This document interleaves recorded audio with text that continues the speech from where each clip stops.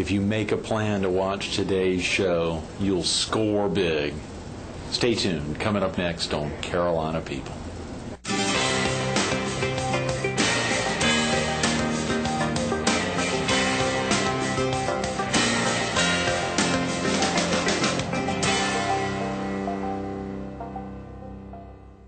Good morning. Welcome to Carolina People. This morning we're at Carolina Trust Federal Credit Union on 21st Avenue in Myrtle Beach. We're focused on counselors to America's small business.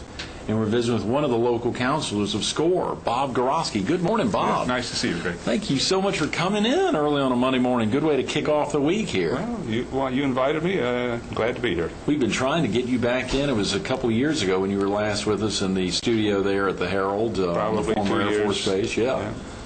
Not far from here. And, of course, to get out and to think of all that's happening with SCORE right now, Bob. You guys are crazy. I mean, a lot going on. Yeah, we're constantly improving, increasing. We have one of the big things we're doing in the last couple of years is our SCORE U. We're teaching courses on business in conjunction with OA Georgetown Technical College. Mm-hmm. They're evening courses, typically 3 hours. Right. And we have them twice. We have 2 sessions, a spring and a fall session. And we have 6-week courses. 6 weeks, 1 night a week. And we have individual courses. Mm-hmm. Very inexpensive. We also have free workshops. We put one on last Monday, in fact, or last week, and then we've got another one in April with the SBA. You do this with the Small Business Association, right? Or administration, excuse me. Right. SBA has a program on particular subjects, mm-hmm. And they asked us to set it up here, and we had a pretty good turnout for our March meeting. Probably 30 people. Is that right? Great. 30 people came in, and it's a 2-hour session, and 10 or 11 of our counselors were there, so they got together with them afterwards. So. Pretty successful program. That is tremendous. And of course, y'all are the office for SCORE is located very easy to find off of close to 10th Avenue near the City Hall? 10th Avenue North, right behind City Hall. Great. You can park in the Myrtle Beach City Hall parking lot, and we're in the building that we share with the Housing Authority. Okay. Our office hours are limited when we have personnel there. Sure. Monday, Wednesday, and Friday mornings. Mm-hmm. But we use the office all day long for our counseling and for our meetings, and there's often people there, and that's where we make, typically when we talk to clients, it's 2-on-1 or 1-on-1, right. And we meet there in our little conference room. Mm-hmm. And as counselors to America's small business, y'all are really doing much of that counseling right there. Yes, we try to meet whatever the client wants. If the client has a business that's running and they want to go there, we can do that. Mm-hmm. If it's startup people and they just don't know what they're doing, Sure. They come in our office because we have a lot of materials. Right. I wanted to talk about some of the brochures we have and the guidebooks. Of course, sure. Because they're free. Anybody can just come in and get them, and they are extremely valuable. They are as good as any of the guidebooks you can buy at Barnes & Nobles or place like that. Or anywhere else. And you guys are all volunteers, Bob. We're all volunteers. Nobody takes any payment of any kind. Otherwise, they're out. We have strict code of ethics. Everything is confidential. Nothing specifically about any client ever leaves our office. That's tremendous. We do send to national demographic information, like whether it's in manufacturing or service industry, or whether it's a veteran or male or female, mm-hmm. Things like that, and the number of people, but we don't send any specifics. Mm-hmm. So, people can talk to us. They don't have to give us their real name if they don't want. Mm-hmm. But it's all confidential. We're all experienced in business. Right. We're not necessarily retired. I happen to be, but we have several still working counselors. Harold Swanner and others that are very active. Harold Swanner is, in fact, he was John instrumental. Monsignor, yeah. Go ahead, I'm sorry. Harold was instrumental in getting us going because he runs his business out of Georgetown Technical College. Interfacing with many of the technical colleges. And sure. we were doing, from time to time, small workshops, and we're using Oritech. He says to us a couple of years ago, let's develop this into a regular program with a big catalog. If you look in the Georgetown Technical Catalog, you'll see all the business courses, almost all of them, are run by SCORE. Is that right? We create the course, we deliver it, we have all the materials that we give out to people. I knew that. That's the curriculum there for Horry Georgetown Technical. Yeah, that's done by SCORE. I did not. Is that common in other communities? The community colleges have their curriculum performed by SCORE, a group of volunteers? I mean, it's wonderful. Good question. I don't know. Right. But it's we have given in the past the same kind of courses at Coastal. Sure. And they worked with us just fine. Oritech is growing, and they want to do this, and they accommodate us. Like our SBA meeting last for March was, we had a small room set aside. We got so many. We had over 40. Actually, we had 50 applicants. Only about 30 appeared. It's a free seminar, but they gave us a bigger room. They gave us a giant room. We had projectors. We had. They do our reproduction of materials. That's tremendous. So they're and no charge, 100% free. And where does most of your funding come from, Bob? Good question. Glad you asked. We get when we put on these courses, we charge a small fee. Sure. It's about $30 a session, of which a portion of that comes to us. Horry Georgetown gives that to us per student. We get about $1,500 a year from national.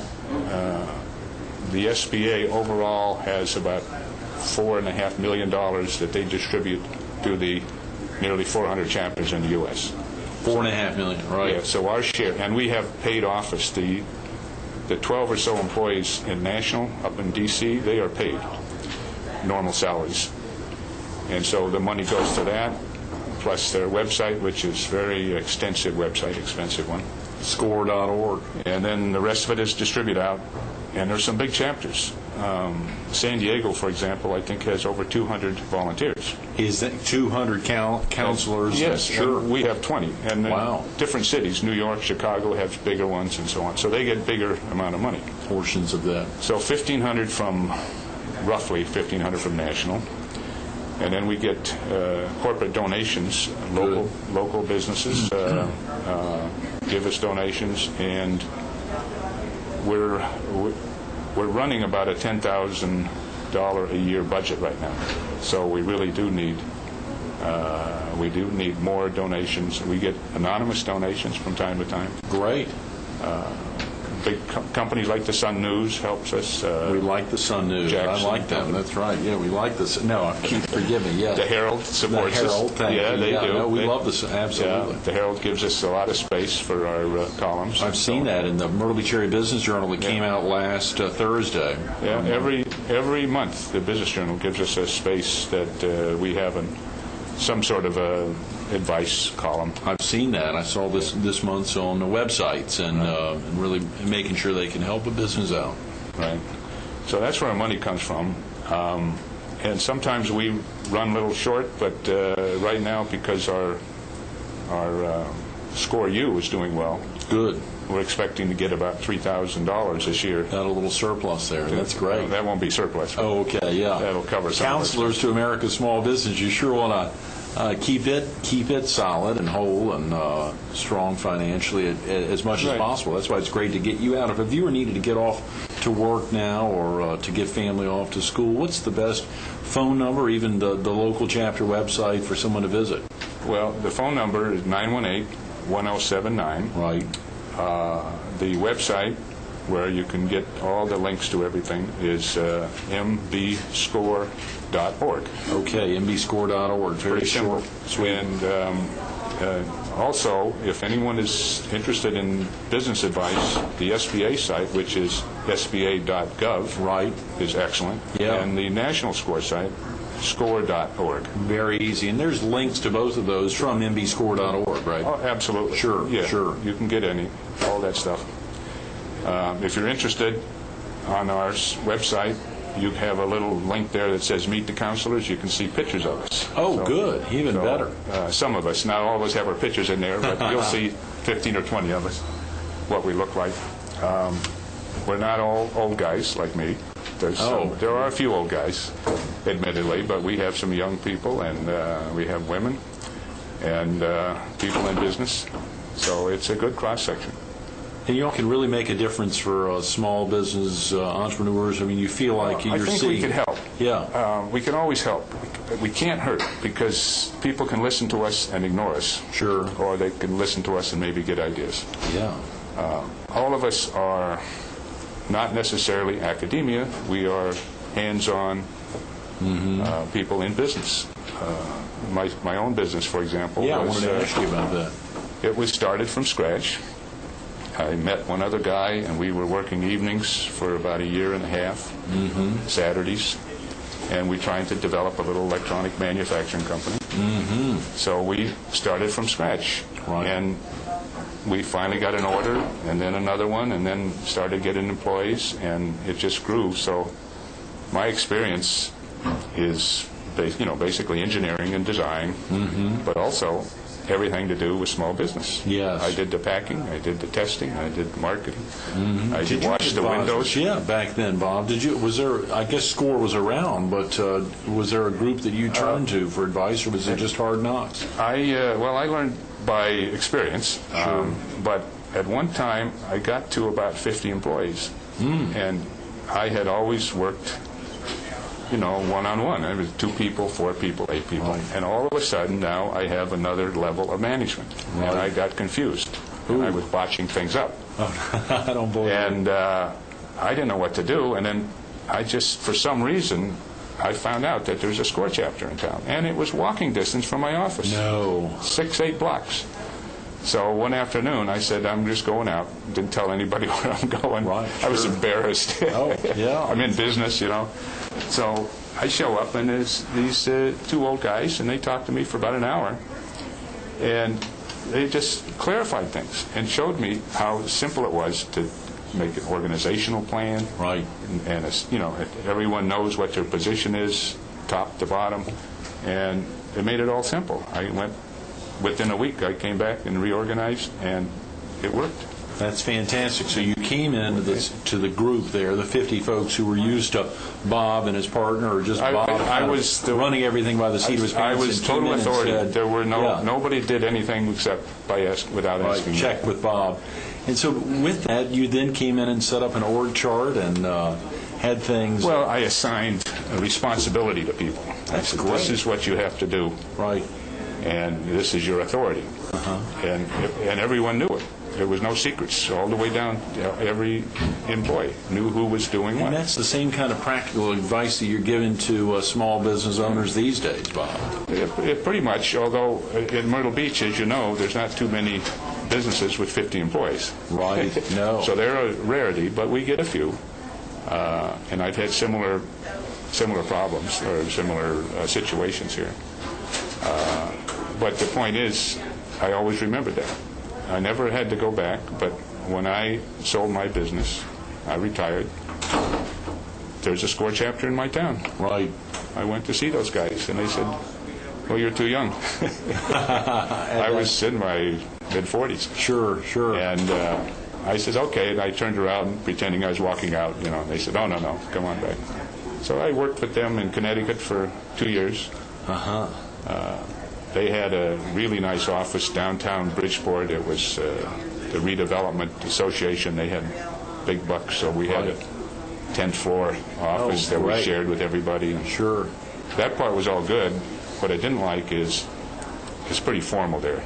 Tie, jacket. Yeah, Bridgeport, or just in that building. You go down there in June in in Connecticut and dressed up in a suit and tie. It was not not fun for me. No, and that's still the case now, Bob. You betcha. Yeah, yeah. Here I'm wearing long sleeves today only because I'm here talking to you. That's right. Otherwise, I'd be in T-shirt. T-shirt and shorts, that's right. On your bike or cruising around, flip-flops, you're probably wearing those now, aren't you? We don't discuss that. Oh, yeah, that's right. Those are hidden. Yes, those are Out hidden. of view. Out of view. So that's... And, of course, that was, you sold your business back in, was it the early 80s, 82, or? Yeah, we started mid-'60s. Right. We sold it in 82. And you had a partner early on, but did you... Wasn't a partner. We were associates. We went public early, so we became stockholders. Right. And by doing that, we were able to give stock options to our employees. Great, yes.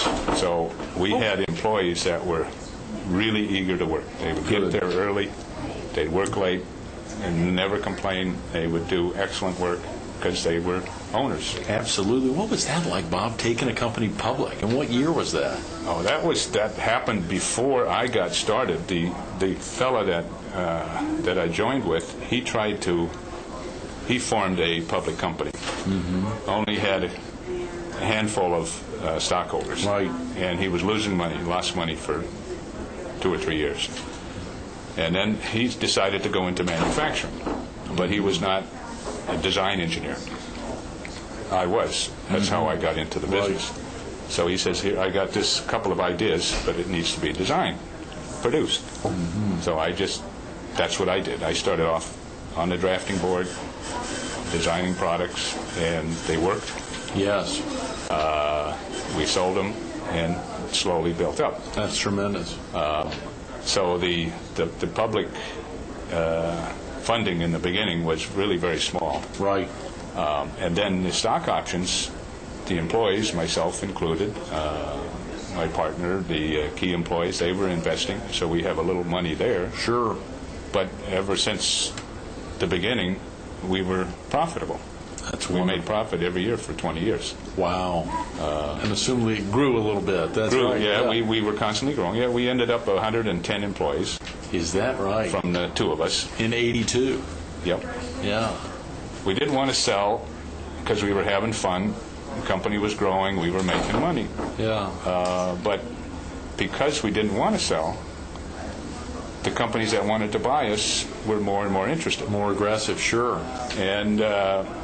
And we just said, no, we're doing too well. Right. And they would get more and more aggressive. Mm-hmm. I remember one incident. It's kind of embarrassing, but we wouldn't answer their phone calls. We wouldn't return their phone calls.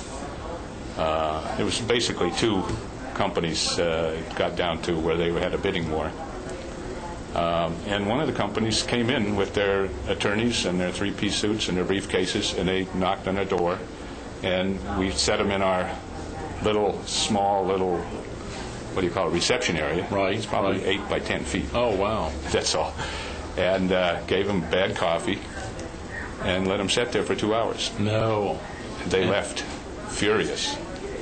And we left them sort of accidentally because we got involved in some business problem that we were working. Well, a week later, the offer went way up. Uh-huh. Wow. They figured, what is going on? They won't even talk to us. We come all the way from New York on that train, and spend the whole day, and they don't even say hello. So I think that might have been a factor. Right. And then it got to be where we were both offered contracts. We could still do the same thing. Sure. And get our cash out a little bit. That's exciting. And have our cake too. Well, there's so much going on. Of course, when you all are doing the local counseling and providing that, as you said, not too many companies that you're providing advice to are either 50 or 110 employees. But the opportunity for startups, I remember it was 3 or 4 years ago, we were in the studio, and the gentleman who was beginning to franchise his Eggs Up Grill, was it Chris or Lou Scodris, I believe? Scodris. Well, Eggs Up Grill, as you know, was doing well. Yes, absolutely. It was a score. We're proud of them, right? Absolutely. And it was open, and he opened up. I know normally you wouldn't talk about customers or clients, or Mary Ann Dame there from Bungalow Heaven, another one who came in that same filming that day. Right. Yeah, those were our clients, people we helped that seemed to do well. Right. And so when we told them that they could, tell their story, of course, they would. They got out and did it. Yeah, absolutely. They liked it.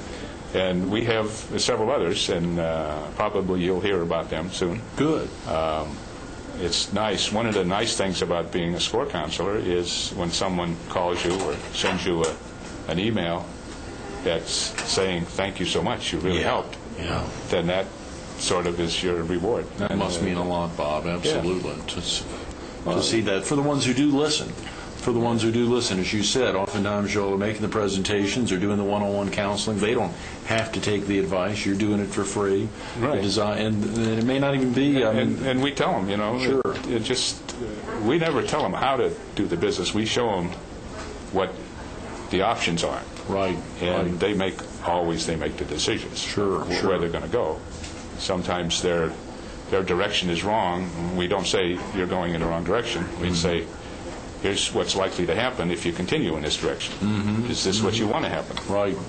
And they say, oh, no.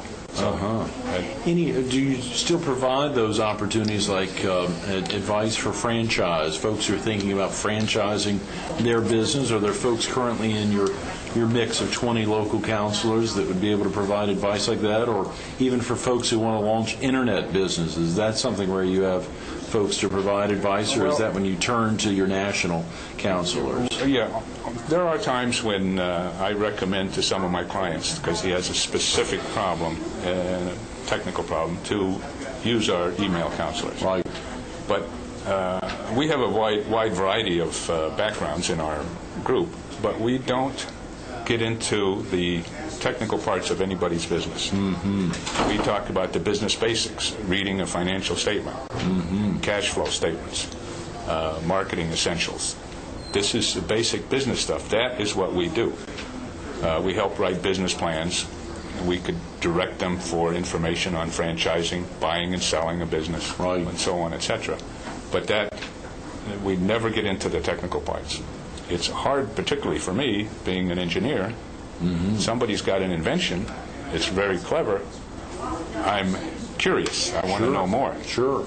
But that is going out of bounds. I have to restrict my discussions, my counseling, to the business aspect of it. That's great. Not the technical part, even though I could maybe see right away, hey, if he just did this thing would really work a lot better. So you can't provide that kind of advice? I can't. We don't. No, it's part of our code of ethics, and it is also, it's wrong. If we are experts in business, we're not experts in all these technologies. Inventions, yes. If somebody has been working on a product and is, for years and is studying it, researching it, and we come in and tell him about it after talking to him for 10 minutes, that's presumptuous. Who the heck do you think you are? Right. We just can't do that. That would be an insult. Just your business of how you run your newspaper. I wouldn't dream of saying anything about that. But maybe if you ask me about some marketing and financial stuff, how to read a statement of cash flows, or and why you should be reading them. That's right. Why it's in your case, yes. Once a week. Is that right? Folks oftentimes are encouraged to read their. Oh yeah, they read them once a year when they're tax accountants do. Right. Sure. But in a lot of businesses, you have a weekly. Everything comes out weekly. You've got. Oh yes. Yeah, you point. have to know you have to have a financial analysis done weekly, and now with computers, it's easy, of course. It really is. And yes. If you're the owner, you should be on top of that. Here I am giving you. No, I love it, Bob. And of course, just like you said, oftentimes it's so difficult to get folks off the dime because they were just like you, wanted to kind of sneak out of the office when you had an employee base of 50, not let folks know that, hey, I need some basic business advice. Yeah. I'm sure that's very difficult because a lot of business management owners, advice is what I asked for, and that's what I got. Absolutely. This is a lot of our clients who have a business idea their mind is so fixed on the idea. Right. Whether it's a product, a service, whatever it is. That's what they are the experts in. Yes. And they sort of let the business parts fall aside. And so that's all we do. We're not necessarily telling them that, they have to focus on that, but we're telling them if they don't, Right. this is what could happen to your idea. I hate to say it, Bob. I have to be an advisor on time right now, and we have run out of time. And I know you had all the brochures and other things you want to show us, but we'll have to get you back another time in. Thank you so much for being with us. Stay tuned to more Carolina People with Bob Goroski coming up next. Love this quote of Bob's. You've got to plan your life. You can't just do nothing. You've got to plan your life. It's a real opportunity. SCORE is making that a lot easier for so many folks, helping them plan their lives, helping them plan their businesses, plan it in the beginning, not way down the line. You heard Bob talk about it. His company had grown to 50 folks before he turned to SCORE. You've got an opportunity to make a change right now, to make a difference, to turn for business basics to a group like the Myrtle Beach SCORE chapter. mbscore.org. They serve a very wide area. The website is mbscore.org, but it's a humongous service area. Give them a call at 843-918-1079. We didn't have a chance to talk to Bob about what he's doing now, golfing, biking, kayaking, playing with his 4 grandchildren. He's doing it every day, but he's also making a difference as a counselor to America's small business.